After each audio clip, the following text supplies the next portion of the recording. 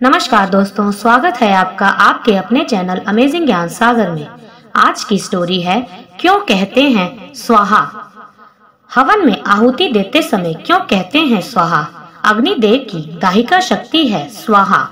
अग्निदेव में जो जलाने की तेज रूपा शक्ति है वह देवी स्वाहा का सूक्ष्म रूप है।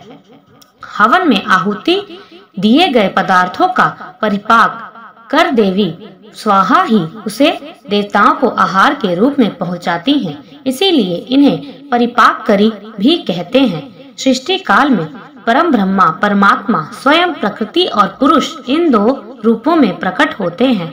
ये प्रकृति देवी ही मूल प्रकृति या पारंबा कही जाती हैं।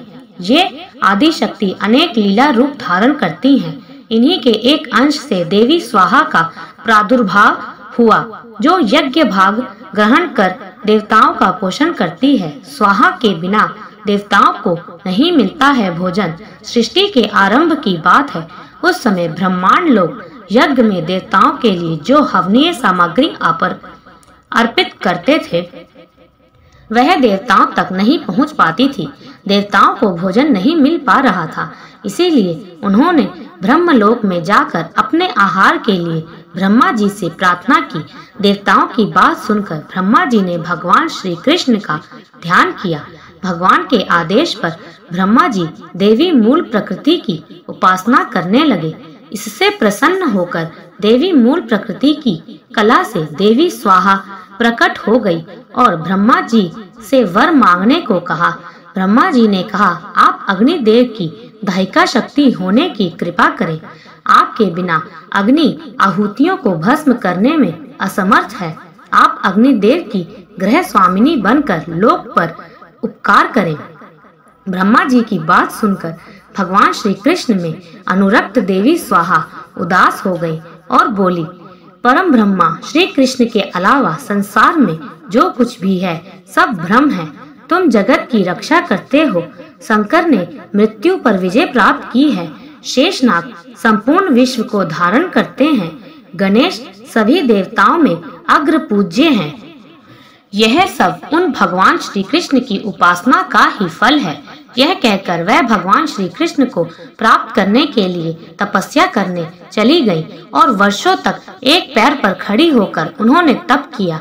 उनकी तपस्या से प्रसन्न होकर भगवान श्री कृष्ण प्रकट हो गए।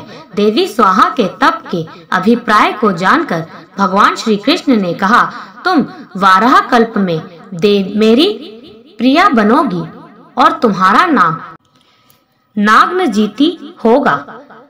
राजा नागनजीत तुम्हारे पिता होंगे। इस समय तुम दाहिका शक्ति से संपन्न होकर अग्निदेव की पत्नी बनो और देवताओं को संतृप्त करो। मेरे वरदान से तुम मंत्रों का अंग बनकर पूजा प्राप्त करोगी। जो मानव मंत्र के अंत में तुम्हारे नाम का उच्चारण करके देवताओं के लिए हवन पदार्थ अर्पण करेंगे वह देवताओं को सहज ही उपलब्ध हो जाएगा। देवी स्वाहा बनी अग्निदेव की पत्नी।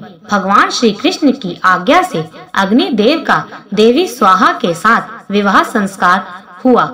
शक्ति और शक्तिमान के रूप में दोनों प्रतिष्ठित होकर जगत के कल्याण में लग गए।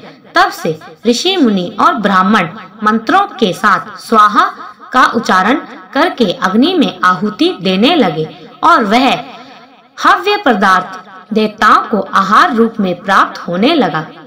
जो मनुष्य स्वाहा युक्त मंत्र का उच्चारण करता है उसे मंत्र पढ़ने मात्र से ही सिद्धि प्राप्त हो जाती है। स्वाहाहीन मंत्र से किया हुआ हवन कोई फल नहीं देता है। देवी स्वाहा के सिद्धिदायक 16 नाम है। स्वाहा, वाही प्रिया, वाही जाया, संतोषकारिणी, शक्ति, क्रिया, कालदात्री, परिपाकरी, ध्रुवा, गति, नरदाहिका, दहन क्षमा, संसार सार रूपा, घोर संसार तारिणी, देव जीवन रूपा, देव पोषण कारिणी।